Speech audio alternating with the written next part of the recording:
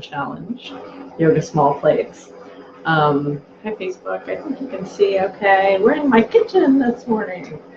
Today's day 7, and what I wanted to do today was talk to you about ghee. I ran out of ghee last night. There's my ghee jar. I ran out of ghee last night, almost empty. And I thought, I need to make ghee, and that was something I wanted to include in this 14 days yoga small plate series, was how to make ghee and the benefits of ghee. That sound that you're hearing right now, let me move the camera a little closer. That is the ghee. Can you see it? There it is. Nope, that's not it. I'm getting closer. There it is. That is ghee doing its wonderful thing, its wonderful cooking thing. I'm sorry I don't have like so much capacity with the camera here, but you know, in Ayurveda, there are these 3 concepts that go along with the doshas, right? So we have the doshas are, I'm going to sit down in a chair so you can see. So the doshas are Vata, Pitta, and Kapha, right? Vata means the air, and Pitta means the fire, and Kapha means the earth. And when you have too much of these doshas, when you push the doshas too much or increase the doshas, it causes unwellness. But there's 3 vital essences that go along with the doshas, and these vital essences, even the word, the sound of the words is so auspicious. And so it's prana, which when you want to increase prana, and that makes the vata healthier. Tejas, which is this idea of like clarity and refined fire. So you want to increase the tejas to help balance pitta, and then you also have ojas, and you increase ojas to help to balance the kapha, right? So one of the ways that I love to increase the ojas is ghee. Ghee is just such an incredible gift to humanity. It's like the essential oil of the cow, essentially. And you know, you get rid of the casein, you get rid of the lactose, and you're left with the substance that for many people is much more tolerable than dairy.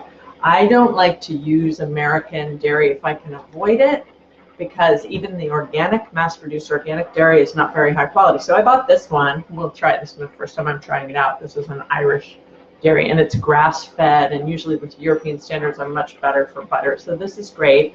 I was out of ghee, so I put it in there. My ghee, I'm going to turn it down. It's going a little too much right now. What you want is to see the foaminess of the ghee. And then the second part, you see some bubbles, which is what I'm going through right now. And then the third part, you'll get some more foam. And when that happens, usually the ghee is ready. And most of the milk solids will settle down onto the bottom of the pan. You can hear it's a little quieter now. It should be a little quieter like that. They'll settle down to the bottom of the pan, and you get rid of the milk solids. Don't be tempted to do something creative with the milk solids. They're toxic. You want to get rid of them. You strain it. You can use any kind of strainer. You can strain the ghee out and put it in a nice ball jar like this. And then you keep that ghee. You can keep it at room temperature, and you can use it over the next several weeks. I use it for cooking. I put it on top of dal or khichdi. Sometimes I'll saute things with it. So ghee has so many benefits. I'm going to show you right now. And I had it up a little high, so the milk solids are almost starting to brown. You want to be careful, even if they do brown. By the way, it's almost a little tastier if they brown.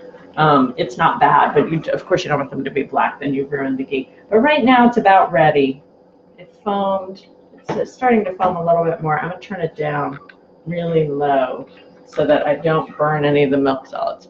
Okay, so ghee is one of my favorite things to increase ojas, right? To increase that that wonderful, ojas is like the most wonderful essence of energy in the system, and what it does is it's the healthy part of kapha, right? That negative part of kapha is like the vegged out part of kapha. When we're talking about exhaustion, I want to talk about 3 things that I think can be helpful for you to understand in terms of Ayurveda. So the vata, when it gets exhausted, it's like running around too much, doing too many things, traveling too much, mind is going all over the place. That is worn out, right? That's a worn out vata. We want to increase prana in that case. When the pitta gets exhausted, it's like arguing too much and thinking too much and too much going on. That's burned out, right? And when the kapha gets exhausted, that's vegged out. That's like, I don't want to do anything. So we have worn out, burned out, and vegged out. And we want it, and that's the exhaustion piece that we want to increase. And ghee is one of the ways to increase the ojas so that the kapha is healthier. Okay, so I got one more thing I want to show you this morning. I know it's going a little bit long. So the last thing I want to show you is that I was out in my garden this morning and I picked a whole bunch of mint and lemon balm. Mint is cooling. It's really hot right now. Lemon balm is particularly soothing to the nervous system. It also is detoxifying.